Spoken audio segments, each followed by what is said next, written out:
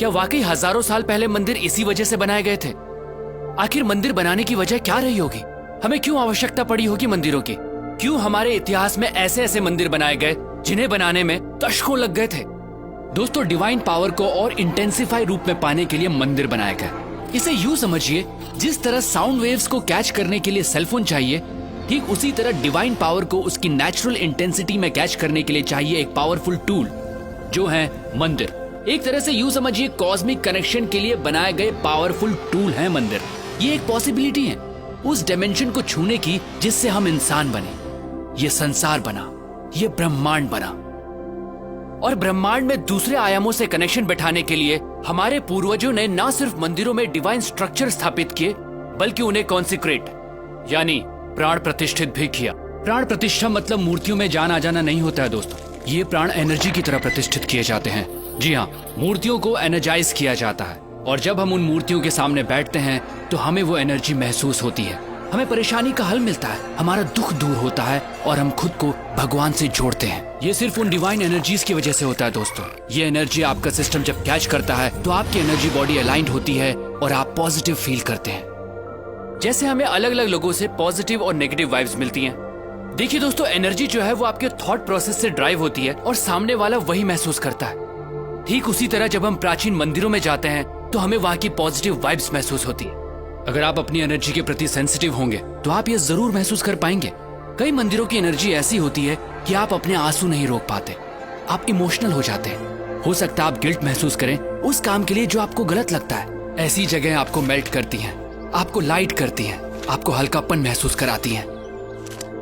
दोस्तों, प्राचीन मंदिर ऐसे एनर्जी सेंटर्स थे जो इंसान की डीप ट्रांसफॉर्मेशन के लिए बनाए गए थे। तभी तो मंदिरों में जाने से पहले नहाया जाता था, ताकि आपकी बॉडी उस एनर्जी के लिए और रिसेप्टिव बने। मंदिर कॉस्मोस के साथ अपना कनेक्शन बैठाने की जगह के तौर पर बने थे, जहां आंख बंद करके ब्रह्मांड के आयामों से जुड़ा जाता था। तभी तो आज भी जब हम मंदिर जाते हैं तो कुछ देर आंख बंद करके जरूर बैठते हैं। आप इस दुनिया में कब आए, कब जाएंगे, क्या खाते हैं, क्या कमाते हैं, इससे कोई फर्क नहीं पड़ता।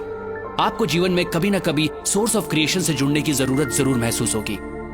आप उस एनर्जी को महसूस करना चाहेंगे जिससे आप बने हैं। मंदिर उस मार्ग का द्वार है। हम ये नहीं कहते कि सिर्फ मंदिर जाकर ही ये संभव है दोस्तों। अगर आपके घर में मंदिर जैसा एनवायरनमेंट है, कॉन्सिक्रेटेड मूर्ति है, तो आप कॉस्मोस के साथ अपने कनेक्शन को और स्ट्रॉन्ग कर सकते हैं। हमें जितना हो सके इस एनर्जी के पास रहना चाहिए, प्राण प्रतिष्ठित स्थानों पर जाना चाहिए। खासकर 14 साल से कम उम्र वाले बच्चे अगर कॉन्सिक्रेटेड स्पेसेस पर रेगुलरली जाते हैं तो उनकी एडोलेसेंस प्रॉब्लम्स बहुत हद तक अपने आप रिजॉल्व हो जाती हैं। दोस्तों, मंदिर या कहिए कॉन्सिक्रेटेड स्पेसेस उस डायमेंशन से जुड़ने का द्वार है जहां से हमारी उत्पत्ति हुई है।